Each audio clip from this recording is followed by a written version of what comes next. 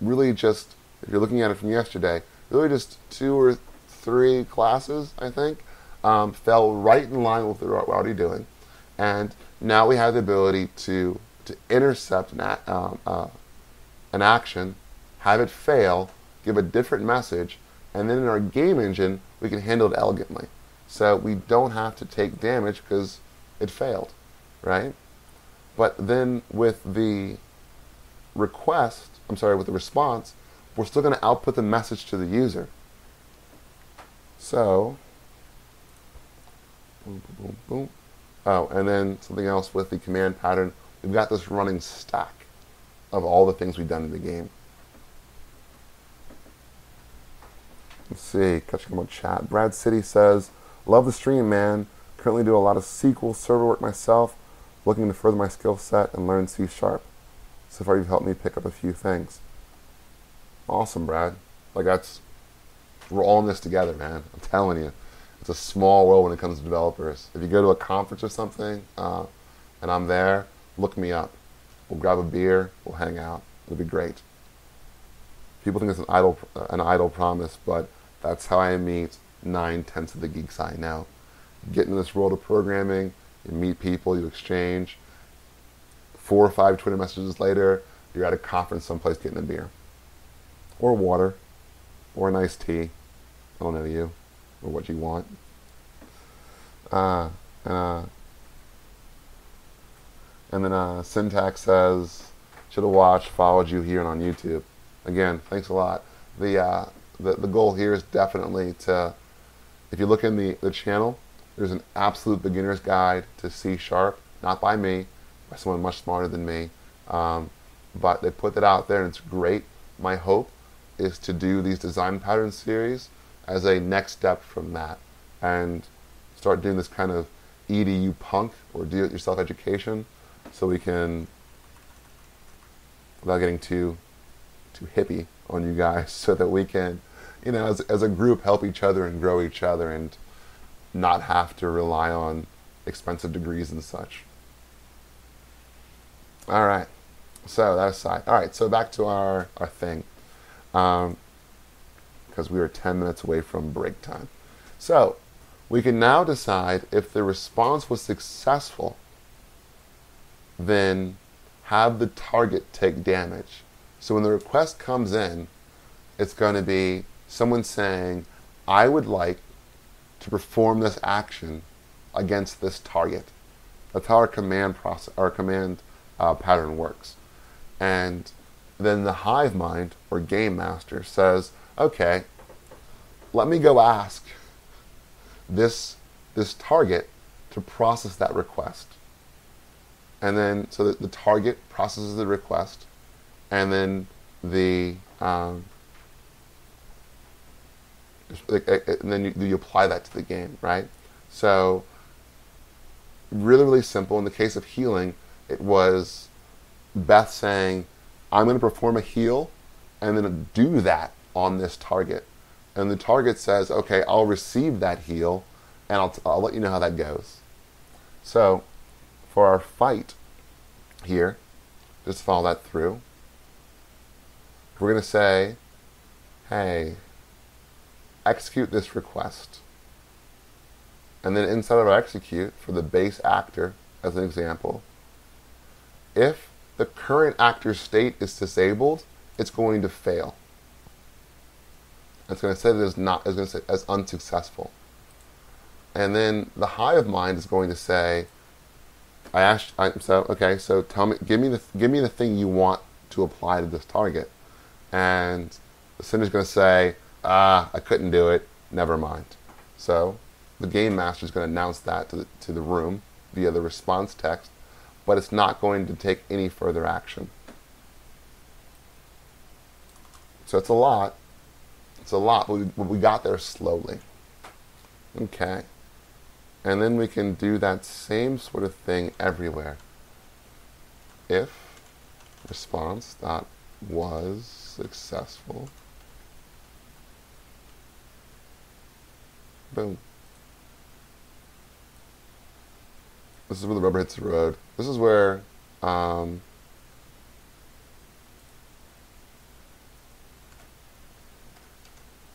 This is where if you're, a programmer, it's like, okay, I got a lot of wiring and stuff to do, a lot of fun stuff to code. Let me just put on some headphones, grab a cup of coffee, and just chill out for a few hours.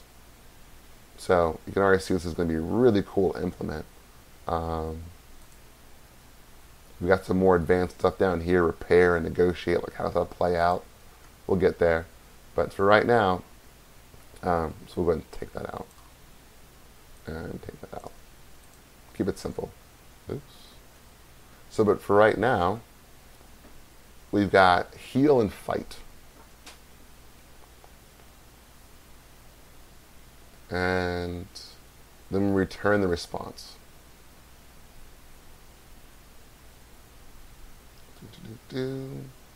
Okay. That's all I want to show there. Let's come back over. All right. And then so after I've executed that, so after I've sent it off and I processed it, was it successful or not, blah, blah, blah, I've got a response, which is all I really care about. As an API, when I'm making an API, I want to think as little about what's happening behind the scene as possible. I don't care how the sausage was made. So I've got a nice little render engine here that's going to display the response. Let's go take a look at that.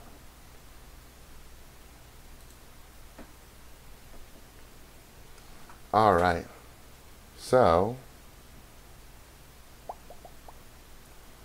I display a command for heal and nothing else. So what I want to do two things here. In my render, I'm going to say case game actions dot fight console foreground color is equal to console dot not read console color red.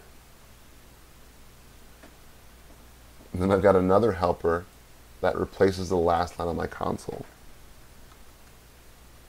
So before Canadian 2 was asking, doing this in C#, and previously before that I had said it's for the interior architecture, we can always burn these things away, we're agnostic.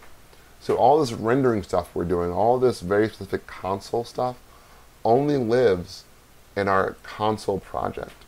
So if we wanted to then spool up a new front end, like a graphical front end, we have to redo all of this, but that's it.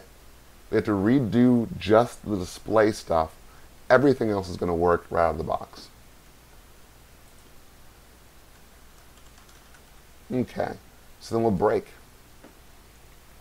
We want to throw in, for the display command here, this same kind of interrupt. We want to say if response that was successful. Are you seeing just how immediately beneficial this really is? Like it's coming in handy, like just everywhere we go.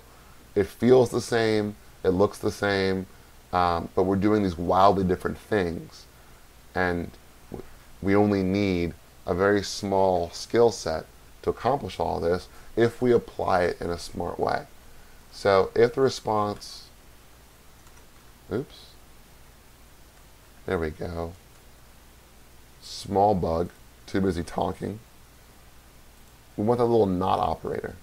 So we want to say, we want to say if the response failed, right? So we can do that a few ways. We can either say response was equal to false. So if the response failed,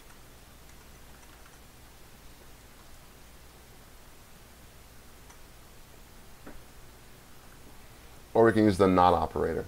And why the not operator is another one of those simple concepts that can be kind of hard to understand is because inside of if, we're looking for a Boolean return, which is this naturally, right? So we're saying if response dot was successful is equal to true. That's what we're implicitly saying. that's being evaluated by the if operator. So when we throw a not in front of that, we're saying if was successful does not equal true, right? So, well, if was successful does not equal true, that's true. That's exactly what happened. What we're saying. So this says, hey, if this wasn't successful, if was successful does not equal true, then do this thing. So a little tricky. Put it in your hat, and let's go ahead and jump back to HiveMind real fast. So we did it right. We did it. So because we do want it to be true. If it was successful, then go ahead and apply it. We're good. I lied, but we are inverting it here. So if it was not successful, then we want to do something.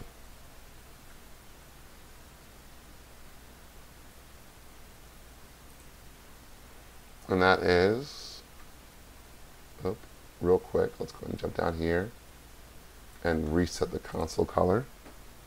If we don't do that, then the rest of the text is all going to be in red, and we don't want that either. Boom. All right, so if the response is not successful, we don't want to process any of the stuff below. What we just want to do is say console.foreground color is equal to, and we're running out of colors here, but we'll do dark yellow. Dark yellow is kind of one of those warning colors. And then we want to replace the last line with response.message. Console.reset color.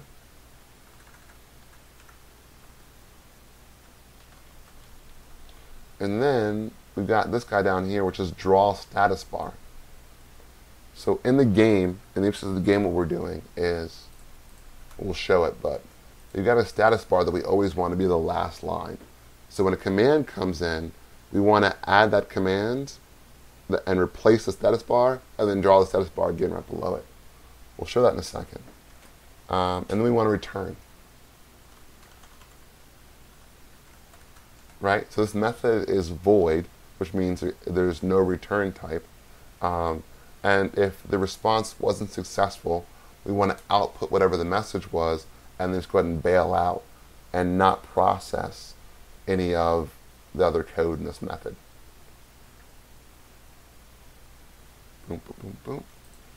And then, because it's void, we don't actually have to do a return here, like we did here. It'll just exit out of the method, and it won't throw out an error. Okay. So we got some good stuff going. Let's go back over to our little gamey game. Okay. So let's try this. For the last few minutes.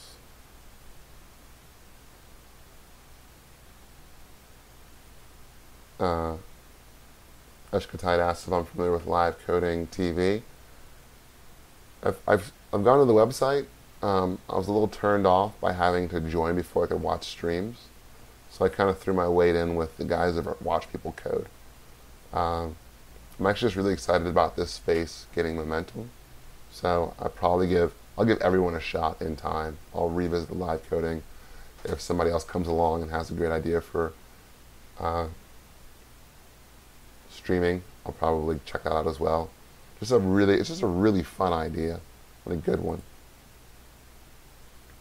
Okay, so what we now need is a way to disable the player. And so if we go into the HiveMind, the HiveMind